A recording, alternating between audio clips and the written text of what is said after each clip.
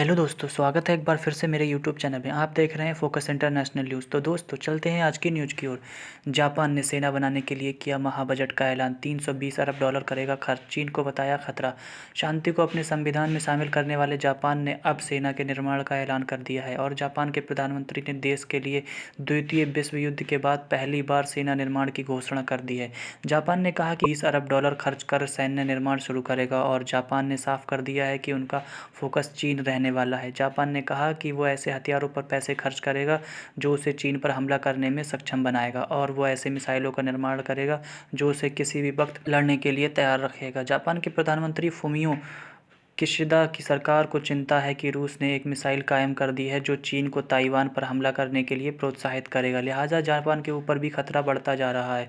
Japan को इसके अलावा डर है कि आने वाले वक्त में चीन उसके सेनकाकू द्वीप पर भी कब्जा करने की कोशिश करेगा, लिहाजा अब जापान ने अपनी सेना के निर्माण की घोषणा कर दी है। जापान को लगता है कि ताइवान पर हमला करने के बाद चीन जापान को ताइवान से सप्लाई होने वाले सेमीकंडक्टर की सप्लाई रोक देगा, जिससे जापान के सामने बहुत बड़ी मुसीबत खड़ी हो सकती है। इसके साथ ही जापान का सबसे बड़ा डर तेल आपूर्तियों को लेकर है। मध्य पूर्वी देशों से खरीदता है और अगर चीन उस समुद्री रास्ते को रोक देगा तो फिर जापान में हड़कंप मच जाएगा और तेल आना बंद हो जाएगा।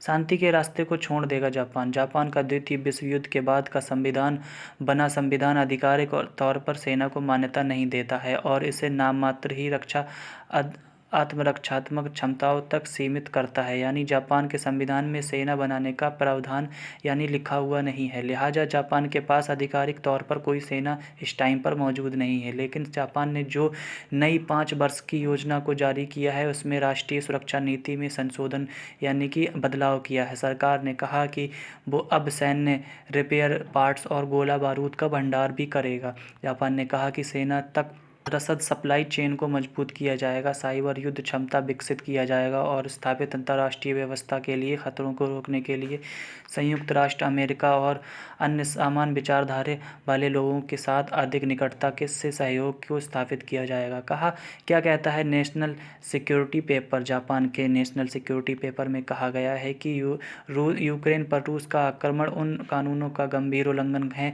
जो फोर्स के उपयोग को प्रतिबंधित करते हैं और अंतर्राष्ट्रीय व्यवस्था की नींव को हिलाते हैं। इसमें आगे कहा गया है कि चीन द्वारा प्रस्तुत रणनीति चुनौती जापान द्वारा सामने की गई अब तक की सबसे बड़ी चुनौती है। बता दें कि जापान के पास जो मिसाइलें इस वक्त मौजूद हैं उनकी मारक क्षमता कुछ 100 किलोमीटर तक की सीमित है।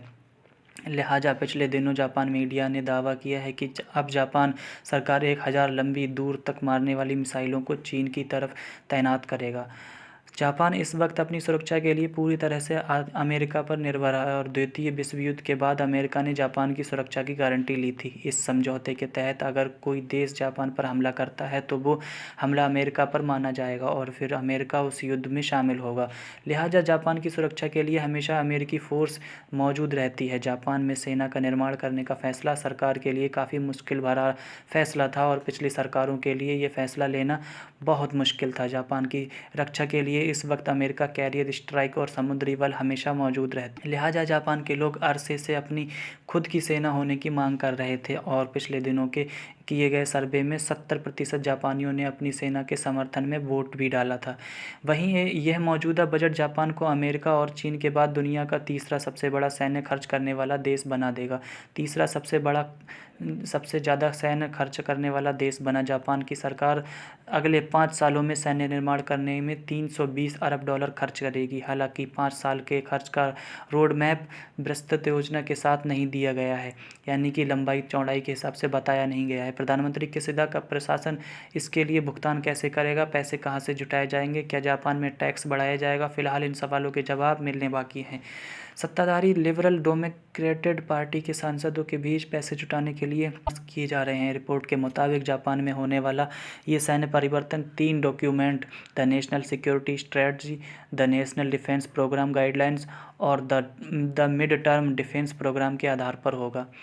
रिपोर्ट के मुताबिक जो जानकारियाँ मिल रही हैं उससे पता चल रहा है कि जापान अपनी काउंटर स्ट्राइक की क्षमता के विकास पर सबसे ज़्यादा ध्यान देने वाला है। जापान के संविधान में शांति के रास्ते पर चलना लिखा हुआ है, लिहाजा जापान के पास अभी जो मिसाइलें हैं उसकी क्षमता ज़्यादा से ज़्यादा कुछ 100 किलोमीटर की ही है। लिहाजा इस बात की संभावना जताई जा रही है कि जापान अपनी मिसाइल क्षमता से ज़बरदस्त इजाफा करेगा और ज़मीन, समुद्र और हवा से लॉन्च की जाने वाली मिसाइलों की क्षमता में इजाफा भी करेगा। टोक्यो का मानना है कि अगर जापान काउंटर स्ट्राइक की क्षमता में इजाफा करता है तो युद्ध की स्थिति में वो अपने ऊपर होने वाले हमलों को रोक सकेगा। जापानी रक्षा मंत्रालय ने कहा कि वह 2026 तक अपनी ज़मीन से लॉन्च की जाने वाली टाइप 12 एंटी शिप मिसाइलों की क्षमता का विस्तार करेगा और हाइपरसोनिक हथियार सहित अन्य मिसाइलों को विकसित करने की भी योजना बनाई है।